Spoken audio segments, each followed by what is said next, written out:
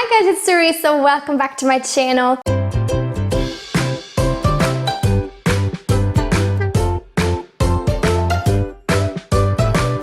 Today, it's already time to do my June TBR, and this is very daunting to me, particularly right now because, as you will see in my wrap-up, I kind of sucked at my TBR for May. I read exactly one book, and it was a manga, of that TBR. So that's really tragic. Let's cross our fingers, June will go better. But I do have 3 books that I want to transfer from my May TBR to my June TBR. I'm in a crazy fantasy mood right now, and I've been in that mood for a very long time.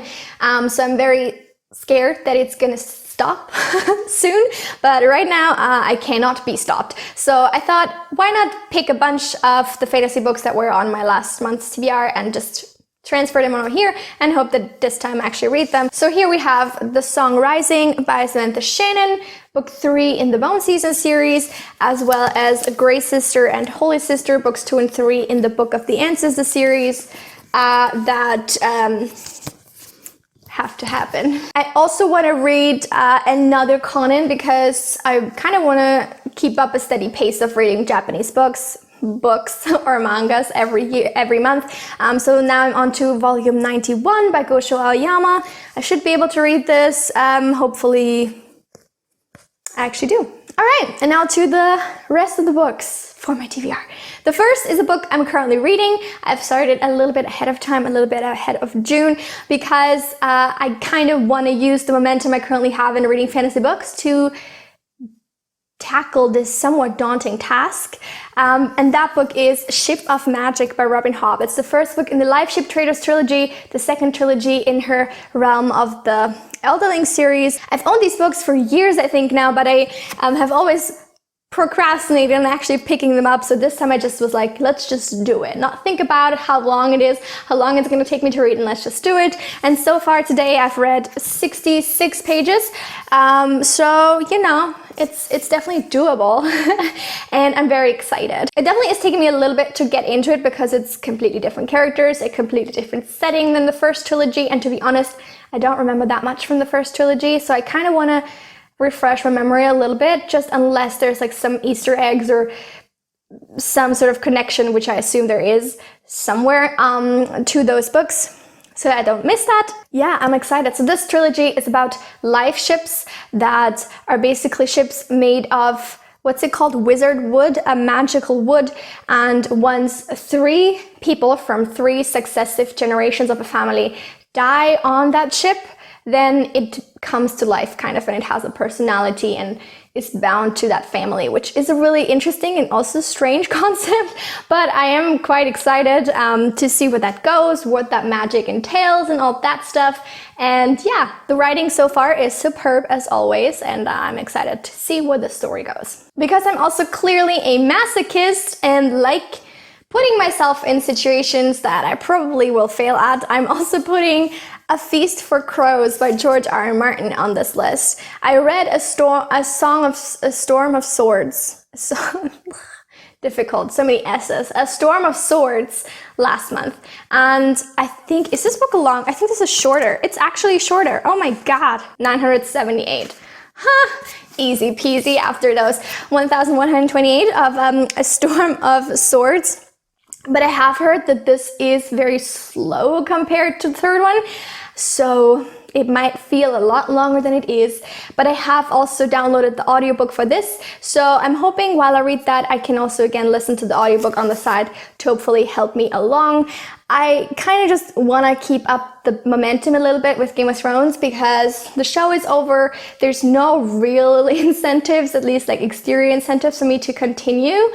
So I kind of want to use the fact that I just read the third one and have the audiobook of the fourth and that stuff to, as I said, build and keep the momentum to hopefully get through these books sometime soon. At least before the next one comes out, but who knows how much time I have now that the show is over. I would also really love to read Spinning Silver by Naomi Novak this month. I read Uprooted last month and I adored it again. Look out for my wrap-up. I will gush about this book at length there, but I just love her writing style. I love the way that she writes fairy tales. Like, it's genuinely amazing to me how that works. Like, it's so wonderful. And this is a completely separate story, but I think it's gonna have similar vibes, I hope, at least, to Uprooted. So I want to read that this month and hopefully enjoy it just as much as Uprooted. I'm so excited. I can't wait. I can't wait till it comes in the mail. Yay. And another book that's gonna come in the mail is A Very Curious Beginning by I forgot the name, but it's a Veronica Speedwell mystery. I've already bought this book, but I had to return it because they sent me like a beat up copy. So I ordered it again, and it's again not here yet. So cross your fingers that A, it gets here soon, and B, it's a new copy actually this time. And I really want to read this month. It's a mystery set in the 1800s, I think, in England. It also has a romance, but that's my favorite time of history to set like mystery romances in. I adore that. Like, you all know how much I love the Dark Days Club, and it kind of reminds me a lot of that. So I hope there's at least some similarity in how much I enjoy this book, and I can't wait to dive into it. And second to last, I have a book that I just realized was actually also on my mini TBR, but I forgot about that. And that is Mortal Heart by Robin Lefevers. It's the third book in the His Fair Assassin trilogy. I read the first two last month in April. I love them, but something has kept me from straight up picking up the third one. So hopefully it should happen now. I'm excited. At least I hope it's going to be as good as the second one, because I really, really adored that. And finally, I want to read A Curse So Dark and Lonely by Bridget Camera. This is a 2019 release. It's a Beauty and the Beast retelling that I've heard very mixed reviews about, so I'm a little bit apprehensive. But as I've always said, at the very least, I'm gonna get a rant video out of this, so there's also some merit there. As you might have been able to tell, I'm in a fantasy mood. I'm especially in a fairy tale mood, so I really, really hope that this is good. I want it to be good real bad. But at the very least, I'm gonna get a rant video out of it, and I do have a beautiful cover on my shelves forever now, so just always look on the literally bright side of books in this case. And yeah, that's it for this quick and easy TBR for June. I hope you enjoyed it. I don't know how I'm gonna fare this month, but I truly hope a little bit better, because it always makes me feel a little bad if I don't stick to my TBR. It doesn't really matter in the grand scheme of things, but you know, it feels a little bit like failing, which is not fun. So yeah, but this month we'll see. I'll try my best and hopefully get there, at least with some of these books. Thank you so much for watching this video. Please don't forget to like and subscribe, and let me know in the comments down below what is on your TBR for June, or if you've read any of these books that I talk about today.